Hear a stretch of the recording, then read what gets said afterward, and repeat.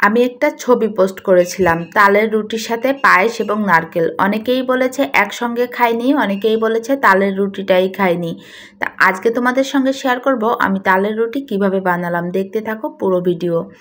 এই যে তালের রুটি বানানোর জন্য প্রথমে আমি তাল নিয়ে নিয়েছি। তালটা চেষ্টা করবে একেবারে জল কম দিয়ে গোলানোর, তাহলে তালটা খেতে বেশি মজা লাগবে। সেটা তোমরা তালের রুটি করো বা তালের বড়া করো। তালটা নেওয়ার পরে আমি তালের মাঝে কিছুটা লবণ দিয়ে দিয়েছি আর দিয়ে দিয়েছি পরিমাণ মতন চিনি। লবণটা তোমরা চাইলে অ্যাভয়েড করতে পারো। যারা তোমরা মিষ্টি জিনিসে লবণ পছন্দ করো না তারা হলো লবণটা দেওয়ার দরকার নাই। আমরা মিষ্টি জিনিসে লবণ ছাড়া খেতে পারি না, এই কারণে লবণটা দিয়ে দিলাম। চিনি লবণ দিয়ে তালটা খুব ভালো করে জাল করে নিচ্ছি। যখন তালটা খুব ভালো করে ফুটে উঠবে তখন হলো আটা দিয়ে দিচ্ছি। আটাটা দেওয়ার পরে খুব ভালো করে নাড়িয়ে নিব। যতটা আটা প্রয়োজন তোমরা ঠিক ততটা আটাই দিবে। এখানে বলার কিছুই নাই, সবাই আমরা রুটি বানাতে পারি। রুটিটা যেভাবে বানাই সেমভাবেই আমরা বানিয়ে নিব। শুধুমাত্র জলের পরিবর্তে আমরা এখানে তালটা ব্যবহার করব। এখানে খুব ভালো করে এখন আমি নেড়ে চেড়ে ময়ামটা দিয়ে নিচ্ছিলাম। আর তারপরে খুব ভালো করে মথে নিয়ে রুটির মতন ডো করে নিলেই কিন্তু এই যে পুরো গোলাটা রেডি হয়ে যাবে। এটা আসলে আহামরি তেমন কিছুই না, তারপরেও অনেকে আছে এটা জানেই না যে তালের রুটি হয়।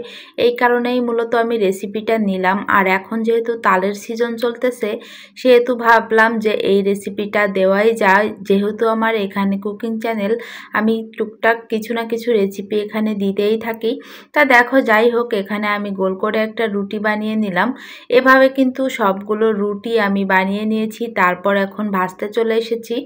ভাজার সময় তোমরা এখানে একটা জিনিস হলো খেয়াল রাখবে, সাধারণত রুটি ভাজার সময় পুড়ে গেলে কিন্তু তিতা লাগে। আর তালের রুটিটা একেবারেই কালো করে ভাজা চলবে না, তাহলে কিন্তু একেবারেই খেতে ভালো লাগবে না। তালের রুটি ভাজার ক্ষেত্রে এই একটা জিনিসই খেয়াল রাখতে হবে, যাতে কোনোভাবেই পুড়ে না যায়। কালারটা সুন্দর থাকতে থাকতেই তালের রুটিটা আস্তে আস্তে ভেজে নামিয়ে নিতে হবে, তাহলেই কিন্তু রুটিটা খেতে বেশি ভালো লাগবে। আমি এখানে সবগুলো রুটি আস্তে আস্তে করে ভাজি করে নিচ্ছি। আর আমার কিন্তু একটা রুটিও পুড়ে যায়নি, খুব সুন্দর কালার করে ভেজে নিয়েছি। দেখতেই পেয়েছো কতটা সফট হয়েছে। আর এখন পরিবেশন করছি তালের রুটি, সাথে নিয়েছি নারকেল কোড়া। আর এখানে কিছুটা পায়েস রান্না করেছিলাম।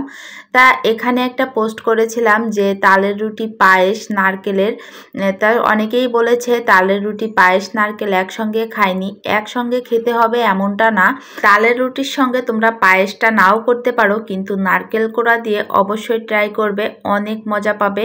মানে তালটা কিন্তু নারকেল খুব ভালো যায়, এই কারণে নারকেল দিয়ে তালের রুটি অনেক বেশি মজা। আজকের তালের রুটির রেসিপিটি তোমাদের কাছে কেমন লাগলো অবশ্যই জানিও। আর তাল থাকতে থাকতে রেসিপিটি একবার অবশ্যই ট্রাই করো।